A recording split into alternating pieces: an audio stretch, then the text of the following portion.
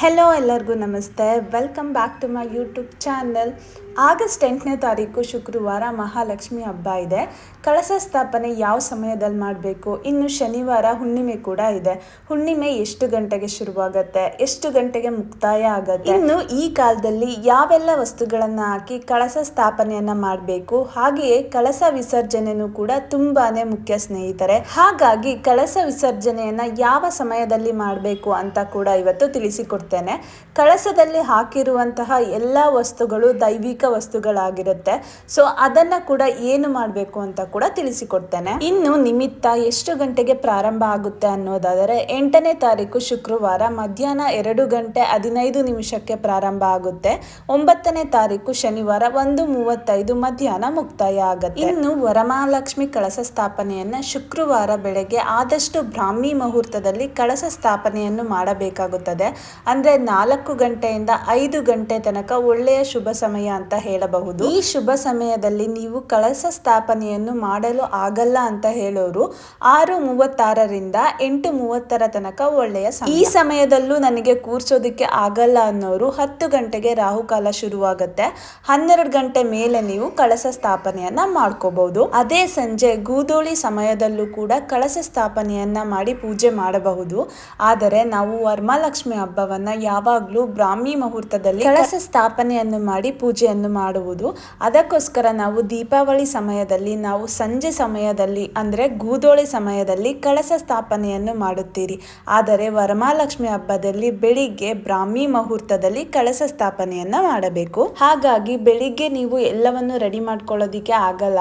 ಹಾಗಾಗಿ ನೀವು ಎಲ್ಲಿ ವರಮಹಾಲಕ್ಷ್ಮಿಯನ್ನ ಕಳಶ ಸ್ಥಾಪನೆ ಮಾಡ್ತೀರಾ ಅಲ್ವಾ, ಆ ಜಾಗವನ್ನೆಲ್ಲ ಮೊದಲು ಕ್ಲೀನ್ ಮಾಡಿಕೊಂಡು ತಟ್ಟೆಗೆ ಎಲ್ಲವನ್ನು ಜೋಡಿಸ್ಕೋಬೇಕು. ಅಂದ್ರೆ ನೀವು ಕಳಶದಲ್ಲಿ ಹಾಕುವಂತ ವಸ್ತುಗಳನ್ನ ಹಾಕ್ಬಹುದು.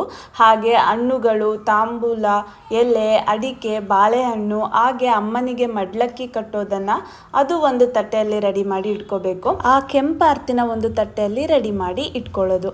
ಹಾಗೆಯೇ ಅಮ್ಮನಿಗೆ ಬೇಕಾಗಿರುವಂತಹ ಬಳೆ, ಬಿಚ್ಚೋಲೆ, ಹಾಗೆ ಅರಿಶಿನ ಕುಂಕುಮ, ಅಕ್ಷತೆ, ಬಾಳೆ ಕಂಬ ಹಾಕುವುದು, ತೋರಣ ಹಾಕೋದು, ಹಾಗೆ ಅಮ್ಮನಿಗೆ ಹಾಕುವಂತಹ ಒಡವೆಗಳನ್ನ ನೀವೇನಾದ್ರೂ ನಿಮ್ಮ ಒಡವೆನ ಹಾಕ್ತೀನಿ ಅಂತ ಹೇಳಿದ್ರೆ ನೀರಿನಲ್ಲಿ ಶುದ್ಧೀಕರಣ ಮಾಡಿಕೊಂಡು ಎಲ್ಲವನ್ನು ರೆಡಿ ಮಾಡಿ ಇಟ್ಕೋಬೇಕು. ಮತ್ತೆ ನೀವು ಸೀರೆಯನ್ನ ಇಡ್ತಿದ್ದೀರಾ ಅಂತ ಹೇಳಿದ್ರೆ ಒಂದು ತಟ್ಟೆಯಲ್ಲಿ ಸೀರೆನ ಇಡಬಹುದು. ಆಡಂಬರ ಬೇಡ ಸ್ನೇಹಿತರೆ, ನಿಮ್ಮ ಮನೆಯಲ್ಲಿ ಎಷ್ಟು ದುಡ್ಡಿದೆ ಅಷ್ಟು ದುಡ್ಡನ್ನ ತಟ್ಟೆಯಲ್ಲಿ ಈ ರೀತಿ ಜೋಡಿಸಿ ಇಡೋದು, ಅಥವಾ ಎಷ್ಟು ಒಡವೆ ಇದೆಯೋ ಅಷ್ಟು ಒಡವೆಯನ್ನು ಹಾಕೋದು, ಈ ರೀತಿಯಾಗಿ ಮಾಡ್ಕೋಬೇಡಿ.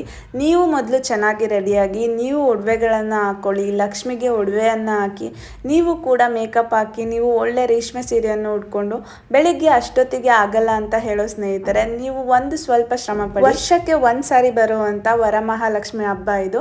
ಮಹಾಲಕ್ಷ್ಮಿ ಯಾವ ರೀತಿ ಚೆನ್ನಾಗಿ ಕಾಣಬೇಕು ಅಂತ ರೆಡಿ ಮಾಡ್ತೀರಾ ಅಲ್ವಾ, ಸೊ ಹಾಗೆ ನೀವು ಕೂಡ ಚೆನ್ನಾಗಿ ಕಾಣಬೇಕು. ಬೆಳಿಗ್ಗೆನೆ ಬೇಗ ಎದ್ದು ರೇಷ್ಮೆ ಸೀರೆಯನ್ನೆಲ್ಲ ಉಟ್ಕೊಂಡು ಒಡವೆ ಎಲ್ಲ ಹಾಕೊಂಡು ರೆಡಿಯಾಗಿ ನೀವು ಕೂಡ ಪೂಜೆ ಮಾಡಬೇಕಾಗುತ್ತೆ. ಇನ್ನು ಎಷ್ಟು ತಟ್ಟೆಗಳನ್ನ ಜೋಡಿಸ್ಬೇಕು ಅಂತ ಹೇಳಿದ್ರೆ ಹಣ್ಣಿನ ತಟ್ಟೆ ಆಗ್ಬೋದು, ಎಲೆ ಅಡಿಕೆ ತಟ್ಟೆ, ತಾಂಬೂಲ ತಟ್ಟೆ ಆಗ್ಬೋದು, ತೆಂಗಿನಕಾಯಿ ತಟ್ಟೆ ಆಗ್ಬೋದು. ಅಂದರೆ ತೆಂಗಿನಕಾಯಿ ಅಂತ ಅಂದರೆ ನೀವು ಯಾವಾಗಲೂ ಬೆಸ ಸಂಖ್ಯೆಯಲ್ಲಿ ಜೋಡಿಸ್ಬೇಕಾಗತ್ತೆ. 3 ತಟ್ಟೆ, 5 ತಟ್ಟೆ, 7 ತಟ್ಟೆ ಅಥವಾ 9 ತಟ್ಟೆಗಳನ್ನು ನೀವು ದೇವರ ಮುಂದೆ ಜೋಡಿಸ್ಬೇಕಾಗತ್ತೆ. ಇನ್ನು ಬೆಳಿಗ್ಗೆ ಪ್ರಸಾದ ಮಾಡಲಿಕ್ಕೆ ಆಗಲ್ಲ ಅಂತ ಹೇಳೋರು ಹೇಗಿದ್ರು ಹಣ್ಣನ್ನು ಇಟ್ಟಿರ್ತೀರಾ, ಅದ್ರ ಜೊತೆ 1 ಲೋಟ ಹಾಲನ್ನು ಕಾಯಿಸಿ ಅಮ್ಮನಿಗೆ ಪ್ರಸಾದ ಮಾಡಬಹುದು. ಇನ್ನು ಬೆಳಿಗ್ಗೆ ನೀವು ಪೂಜೆಯನ್ನ ಮಾಡಬೇಕಾಗತ್ತೆ.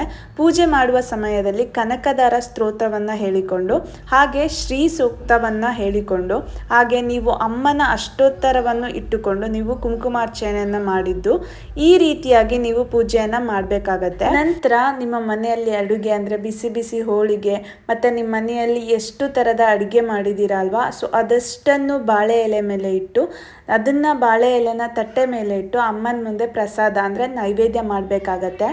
ಆಗ ನೀವು ಅಗರಬತ್ತಿ ಅಥವಾ ಕರ್ಪೂರದಿಂದ ಆರತಿ ಮಾಡಬೇಕಾಗತ್ತೆ. ಇನ್ನು ನೀವು ಸಂಕಲ್ಪ ಮಾಡಬೇಕು. ಆರತಿಯನ್ನ ಮಾಡೋದಕ್ಕಿಂತ ಮುಂಚೆನೆ ನೀವು ಸಂಕಲ್ಪವನ್ನ ಮಾಡ್ಕೋಬೇಕಾಗತ್ತೆ. ಇಷ್ಟು ದಿನ ನಾನು ವರಮಹಾಲಕ್ಷ್ಮಿ ಹಬ್ಬ ಮಾಡ್ತೀನಿ, ಕಳಶ ಸ್ಥಾಪನೆ ಮಾಡ್ತೀನಿ ಅಂದ್ರೆ ಕೆಲವೊಬ್ರು ಒಂದೇ ದಿನ ಮಾಡ್ತಾರೆ, ಇನ್ನ ಕೆಲವೊಬ್ರು 2 ದಿನ ತಗೋತಾರೆ. ಈಗ ಶುಕ್ರವಾರ ಬೆಳಿಗ್ಗೆ ವರಮಹಾಲಕ್ಷ್ಮಿ ಹಬ್ಬ ಮಾಡಿ ಶುಕ್ರವಾರ ಸಂಜೆನೆ ವಿಸರ್ಜನೆ ಮಾಡ್ತಾರೆ. ಕೆಲವೊಬ್ಬೊಬ್ಬರು ಶನಿವಾರ ವಿಸರ್ಜನೆ ಮಾಡ್ತಾರೆ, ಇನ್ನು ಕೆಲವೊಬ್ಬೊಬ್ಬರು 3 ದಿನ ಅಂದರೆ ಭಾನುವಾರ ದಿನ ವಿಸರ್ಜನೆ ಮಾಡ್ತಾರೆ. ಅದಕ್ಕೋಸ್ಕರ ನೀವು ಮೊದಲು ಸಂಕಲ್ಪನ ಮಾಡ್ಕೊಬೇಕು. ಪೂಜೆ ಮಾಡೋದಕ್ಕೂ ಮೊದಲು ಸಂಕಲ್ಪ ಮಾಡ್ಕೋಬೇಕು. ನಾನು ಈಗ ಬೆಳಿಗ್ಗೆ ಪೂಜೆ ಮಾಡ್ತಾ ಇದ್ದೀನಿ, ಸಂಜೆ ನನ್ನ ಕಳಸವನ್ನು ವಿಸರ್ಜನೆ ಮಾಡ್ತೀನಿ ಅಂತ ನೀವು ಸಂಕಲ್ಪವನ್ನು ಮಾಡಿಕೊಂಡ್ರೆ ಸಾಯಂಕಾಲ ಪೂಜೆ ಎಲ್ಲ ಆದಮೇಲೆ ಅಂದರೆ ಅರಿಶಿನ ಕುಂಕುಮ ಎಲ್ಲರಿಗೂ ಕೊಟ್ಟು ನಿಮ್ಮ ಮನೆಗೆ ನೆಂಟರು ಯಾರ್ಯಾರು ಬಂದಿರ್ತಾರೆ ಅವರೆಲ್ಲ ಬಂದು ಆದಮೇಲೆ ಅಮ್ಮನಿಗೆ ಸಂಜೆ ಕೆಂಪಾರ್ತಿನ ಮಾಡಿ ನೀವು ಕಳಸವನ್ನು ಕದಲಿಸ್ಬಹುದು. ಇನ್ನು ಶನಿವಾರ ವಿಸರ್ಜನೆ ಮಾಡ್ತೀನಿ ಅಂತ ಹೇಳೋರು ಶನಿವಾರ ಬೆಳಿಗ್ಗೆ ಆ್ಯಂಡ್ ಸಂಜೆ ನೈವೇದ್ಯನ ಮಾಡಿ ಟೈಮನ್ನು ನೋಡಿಕೊಂಡು ಕಳಸನ ವಿಸರ್ಜಿಸಬಹುದು. ಇನ್ನು ಕಳಸಕ್ಕೆ ಹಾಕಿರುವಂಥ ವಸ್ತುಗಳನ್ನು ನೀವು ನಿಮ್ಮ ಲಾಕರ್ನಲ್ಲಿ ಇಟ್ಕೊಳ್ಬೇಕಾಗತ್ತೆ. ಆ್ಯಂಡ್ ಕಳಸದಲ್ಲಿರುವಂಥ ನೀರನ್ನು ನಿಮ್ಮ ಮನೆಯೆಲ್ಲ ಪ್ರೋಕ್ಷಣೆ ಮಾಡಬಹುದು. ಆ್ಯಂಡ್ ತುಳಸಿ ಗಿಡಕ್ಕೆ ಹಾಕ್ಬಹುದು ನೀವು. ಆ್ಯಂಡ್ ಕಳಸಕ್ಕೆ ಇಟ್ಟಿರುವಂಥ ಕಾಯನ್ನು ಬೇಗನೆ ಯೂಸ್ ಮಾಡ್ಕೊಳ್ಳಿ.